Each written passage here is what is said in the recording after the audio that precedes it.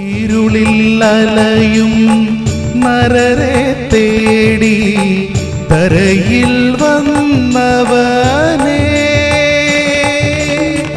കരകൾ പാപക്കരകൾ കഴുകും. നിസ്തുല്യ നാമത്തിൽ ശുഭസന്ദേശത്തിലേക്ക് സ്വാഗതം. വിശുദ്ധ വേദപുസ്തകത്തിൽ മത്തായി എഴുതിയ സുവിശേഷം 1-ാം അധ്യായം 1-ാം വാക്യത്തിൽ നാം ഇപ്രകാരം വായിക്കുന്നു: അബ്രഹാമിൻ്റെ പുത്രനായ ദാവീദിൻ്റെ പുത്രനായ യേശുക്രിസ്തുവിൻ്റെ വംശാവലി. മത്തായി കർത്താവായ യേശുക്രിസ്തുവിൻ്റെ 12 ശിഷ്യന്മാരിൽ ഒരാളായിരുന്നു.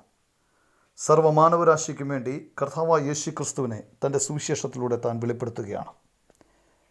കർത്താവായ യേശുക്രിസ്തുവിൻ്റെ വംശാവലി രേഖപ്പെടുത്തുമ്പോൾ അബ്രഹാമിൽ നിന്നുമാണ് മത്തായി ആരംഭിക്കുന്നത്. ഈ അബ്രഹാം ആരാണ്?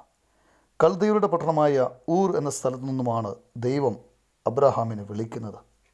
തന്നോട് വാഗ്ദത്തം ചെയ്ത സ്ഥലത്തേക്ക് പോകുവാൻ ദൈവം ആവശ്യപ്പെട്ടു. അബ്രഹാം യാതൊരുവിധ മറുചോദ്യവും ദൈവത്തോട് ചോദിക്കാതെ ദൈവത്തെ അനുസരിച്ചു. അബ്രഹാം ദൈവത്തിൽ വിശ്വസിച്ചു.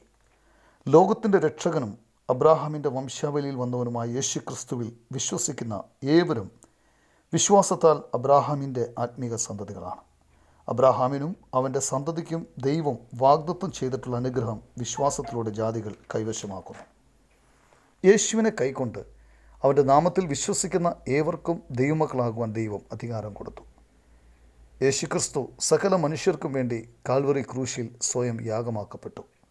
3-ാം ദിവസം മരിച്ചവരുടെ ഇടയിൽ നിന്നും ഉയർത്തെഴുന്നേറ്റു. ഒരുവൻ യേശുക്രിസ്തുവിൽ വിശ്വസിക്കുമ്പോൾ അവൻ പാപക്ഷമ പ്രാപിക്കുന്നു, പാപത്തിൽ നിന്ന് ശുദ്ധീകരിക്കപ്പെടുന്നു, അങ്ങനെ ദൈവദൃഷ്ടിയിൽ നീതീകരിക്കപ്പെട്ടവനായിത്തീരുന്നു. വിശ്വാസത്താൽ നീതീകരിക്കപ്പെട്ട് ക്രിസ്തുവിൽ ഈ അനുഗ്രഹങ്ങളെല്ലാം ലഭിക്കുവാൻ ദൈവം നിങ്ങളെ സഹായിക്കട്ടെ.